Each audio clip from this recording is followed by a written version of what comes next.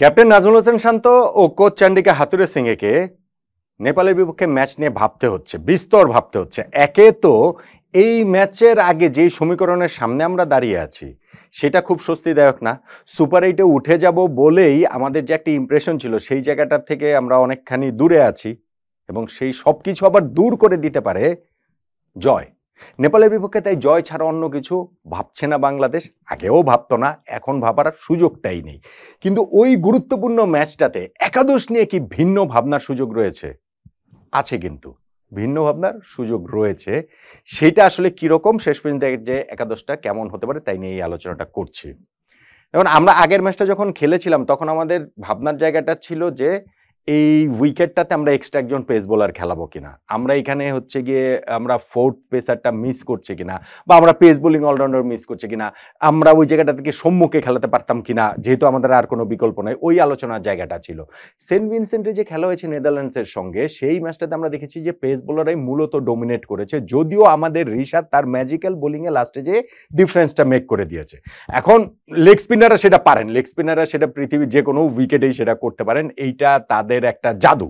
So সেইটাকে আমি আলাদা করে বলছি যে ওই ম্যাচটা মূলত হচ্ছে পেস বোলাররা ডোমিনেট করেছে। কিন্তু ওই একই মাঠে যখন নেপাল আর সাউথ আফ্রিকা খেলা হলো, সেখানে আমরা দেখলাম যে স্পিনাররা ডোমিনেট করলেন, প্রবলভাবে ডোমিনেট করলেন। ইনফ্যাক্ট সাউথ আফ্রিকা যে তারা একাদশে বুড়ি বুড়ি পেসার নিয়ে খেলালো, সেটা আসলে ব্লান্ডার ছিল, সেটা আসলে একটা ভুল ছিল, তাও এটা পরে প্রমাণিত হয়েছে। নেপালের পেস বোলাররা তারা ভালো করেছেন, কিন্তু তার চেয়ে স্পিনাররা অনেক অনেক অনেক বেশি ভালো করেছেন। সন্দীপ লামিছানে তো তাদের সবচেয়ে স্টার স্পিনার, কিন্তু তাকে ছাপিয়ে আরো দুই স্পিনার কিন্তু ওই ম্যাচটাতে ডোমিনেট করেছে। এখন আমাদের খেলা এই সেন্ট ভিনসেন্টেই, এই বাংলাদেশ নেপাল খেলা, এই খেলাটাতে আসলে কিরকম উইকেট হবে? পরপর দুই ম্যাচে সেন্ট ভিনসেন্টে ভিন্ন দুই রকম উইকেট হয়েছে। ফলে আমাদের এই বাংলাদেশ নেপাল ম্যাচটাতে কিরকম উইকেটটা থাকে তার উপরে কিন্তু একাদশটা অনেকাংশে নির্ভর করবে বলে আমার কাছে মনে হয়। ভিন্ন ভাবনার সুযোগ আছে কিনা সেটা আমি বলছিলাম। ভিন্ন ভাবনা বলতে আমার মনে হয় এখানে আমাদের ব্যাটসম্যানকে আমরা জাস্ট স্যাক্রিফাইস করবো কিনা, এইটা একটা ভাবনা নেপালের বিপক্ষে। একটা ভাবনার জায়গা যে আমরা এই জায়গায় কি আরেকজন স্পিনার বাড়াবো কিনা, এবং সেটা বাড়ালে কে হতে পারেন, এই আলোচনাগুলো কিন্তু রয়েছে। আপনি যদি ব্যাটিং অর্ডারের যদি হিসাবটা ধরেন, যে আমার মনে হয় যে টপ 6 এর এই জায়গাটাতে আমাদের খুব একটা অন্য কিছু করার চিন্তা ভাবনা এই ম্যাচটার ক্ষেত্রে অন্তত নাই। সেটা আপনি গত ম্যাচে তানজিদ হাসান তামিম তিনি প্রথম দুটো ম্যাচে ফেল করার পর গত ম্যাচে কিছুটা স্কোর করেছেন, 35 রান করেছেন। নাজমুল শান্ত এখনও ফেল করছেন, কিন্তু যেহেতু তিনি ক্যাপ্টেন খেলবেন, হয়তো এই ম্যাচে ওপেনার হিসেবে খেলবেন। লিটন দাসের ওই এক ম্যাচ ভালো খেলেন, 2 ম্যাচ 10 ম্যাচ খারাপ খেলেন, ওই যে অবস্থায় চলছে, তিনিও আছেন। তাওহিদ হৃদয়, সাকিব আল হাসান, মাহমুদুল্লাহ রিয়াদ, এই আমাদের ব্যাটিং লাইনআপের এই অংশটা একেবারে ফিক্সড। কিন্তু নাম্বার 7 কি আমরা জাকির আলী অনেককে খেলাবো?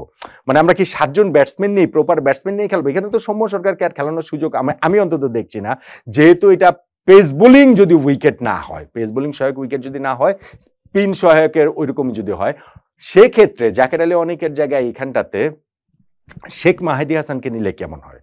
মানে তাকে যদি নেওয়া হয় তাহলে তো ওই জায়গাটাতে তার ব্যাটিংটাও রয়েছে, ব্যাটিংটাও কিছুটা কাভার করে দিতে পারবে, এবং আমাদের স্পিন অপশন সাকিব ও রিশাদের সঙ্গে আরো একটা বেড়ে গেল, এটা একটা হতে পারে।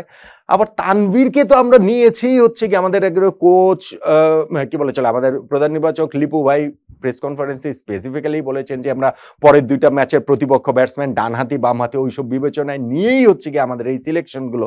সো ওই জায়গাটাতে তানভীরকে আমি যেটা বুঝি যে তার পার্টিকুলার সিলেকশনটাই নেদারল্যান্ডস আর নেপালের বিপক্ষে ম্যাচের জন্য। সো নেদারল্যান্ডসের বিপক্ষে ম্যাচে তিনি খেলেন নেই, নেপালের বিপক্ষে ম্যাচেও তাকে খেলানো হবে না। সো এইটাও কিন্তু একটা ডিলেমার বিষয় যে আসলে স্পিনার নেওয়া হবে কিনা এক্সট্রা, এবং নেওয়া হলে সেটা শেখ মাহেদী নাকি তানভীর হবেন।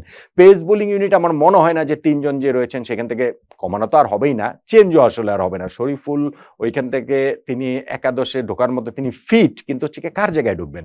তানজিম সাকিব এত ভালো বোলিং করছেন, তাসকিনকে তো আপনি সরাতে পারবেন না, মুস্তাফিজ তো প্রশ্নই ওঠে না। ফলে আমি আসলে ওই জায়গাটাতেও কোনো চেঞ্জ দেখছি না।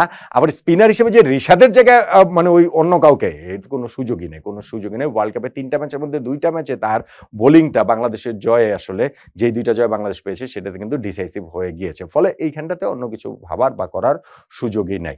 তো ফাইনালি গিয়ে যে একাদশের ভিন্ন ভাবনার জায়গাটাতে আমার কাছে মনে হয় নেপালের বিপক্ষে বাংলাদেশ এইখানে নিজেদের উপরে আরেকটু কনফিডেন্ট থেকে, আরেকটু আস্থা রেখে এই জায়গাটাতে ব্যাটসম্যান একজন স্যাক্রিফাইস এই ম্যাচটার জন্য অন্ততপক্ষ করলেও করতে পারে। আমার মনে হয় না বাংলাদেশ সুপার 8-এও যদি খেলে, মানে প্রথম 3 ম্যাচের মতো সুপার 8-এর 3টা ম্যাচেও 7 ব্যাটসম্যানের কম নিয়ে বাংলাদেশ খেলবে না। কিন্তু এই ম্যাচে একজন ব্যাটসম্যান বাংলাদেশ স্যাক্রিফাইস করতে পারে, সেটা জাকের আলী অনেক হতে পারে। সো আমাদের ওই যে 6 জন ব্যাটসম্যানের কথা বলেছি, সেই 6 ব্যাটসম্যানের সঙ্গে ওই 6 ব্যাটসম্যান কি বলে চলে, তামিম, শান্ত, লিটন, তাওহিদ হৃদয়, সাকিব, মাহমুদুল্লাহ রিয়াদের সঙ্গে আরো 2 স্পিনার শেখ মাহেদী, রিশাদ, সঙ্গে আমাদের 3 পেসার তাসকিন, মুস্তাফিজ ও তানজিম সাকিব। এটাই কি নেপালের বিপক্ষে বাংলাদেশের সম্ভাব্য সেরা একাদশ? এই একাদশটা কি মাথায় রয়েছে হাতুরু সিং ও শান্তর? কি মনে হয় আপনার?